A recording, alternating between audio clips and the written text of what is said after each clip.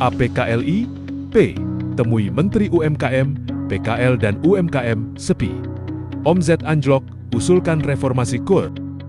Jakarta, kelesuan ekonomi rakyat kecil kembali mencuat. Pedagang kaki lima PKL dan pelaku usaha mikro dan menengah UMKM di berbagai daerah mengeluhkan kondisi pasar yang semakin sepi dan omzet yang terus merosot. Keluhan tersebut disampaikan langsung oleh Asosiasi Pedagang Kaki Lima Indonesia Perjuangan, APKLIP, kepada Menteri UMKM Republik Indonesia, Maman Abdurrahman, dalam pertemuan di kantor Kementerian UMKM, Gedung Smesco Indonesia, Jakarta 28 Januari 2026. Pertemuan tersebut dihadiri jajaran pengurus APKLIP yang dipimpin Ketua Umum Dr. Ali Mahsun Atmo, MBiomed. Dalam kesempatan itu, APKLIP menyampaikan bahwa melemahnya daya beli masyarakat menjadi persoalan utama yang dirasakan PKL dan UMKM di pasar rakyat, warung kelontong, hingga sentra kuliner di seluruh Indonesia. Selain itu, transformasi ekonomi digital juga dinilai memberi dampak tersendiri bagi pelaku usaha kecil. Kondisi PKL dan UMKM saat ini benar-benar memprihatinkan. Pasar sepi, omzet anjlok, ini bukan hanya terjadi di kota besar tetapi juga di daerah. Tegas Ketua Umum APKLIP, Ali Mahsun Atmo, di hadapan Menteri UMKM.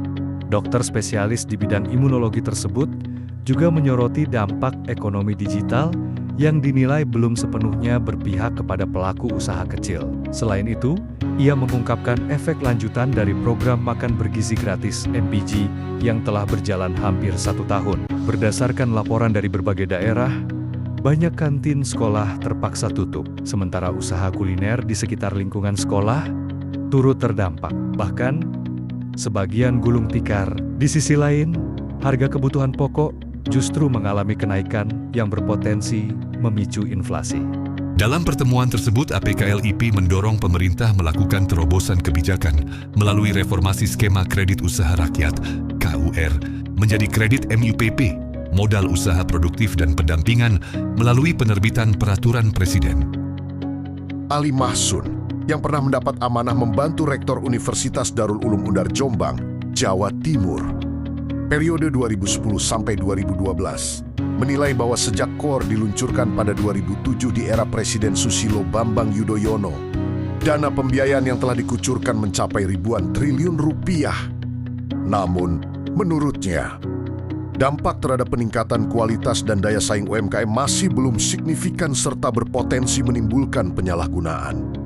Kelemahan mendasar KUR adalah minimnya pendampingan usaha dari hulu hingga hilir. Tanpa pendampingan yang kuat, tingkat kemacetan kredit PKL dan UMKM dapat mencapai 40 hingga 50%. Hal ini juga pernah disampaikan mantan Menteri Koperasi dan UKM, Adi Sasono. Akibatnya, banyak kredit macet dan pelaku usaha sulit naik kelas, ujarnya. Selain itu, ia menilai skema KUR saat ini belum memberikan ruang optimal bagi generasi milenial, Gen Z, serta masyarakat pengangguran untuk membuka usaha baru. Kondisi tersebut dinilai dapat menghambat kesiapan Indonesia dalam menyongsong puncak bonus demografi tahun 2030, yang diperkirakan membutuhkan sedikitnya 100 juta UMKM unggul dan berdaya saing.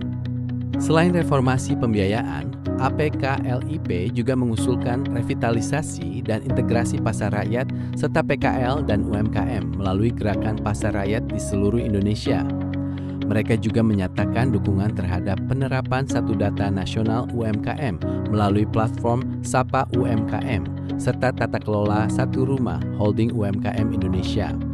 Menanggapi aspirasi tersebut, Menteri UMKM Maman Abdurrahman menyatakan komitmen pemerintah untuk terus mendorong UMKM naik kelas melalui pendampingan, akses permodalan, digitalisasi, dan peningkatan kapasitas usaha. Menteri Maman juga memberikan arahan langsung kepada Deputi Usaha Mikro Kementerian UMKM, Riza Damanik, untuk segera menindaklanjuti aspirasi APKLIP secara cepat dan konkret, termasuk menyiapkan pelaksanaan gerakan pasar rakyat di berbagai daerah.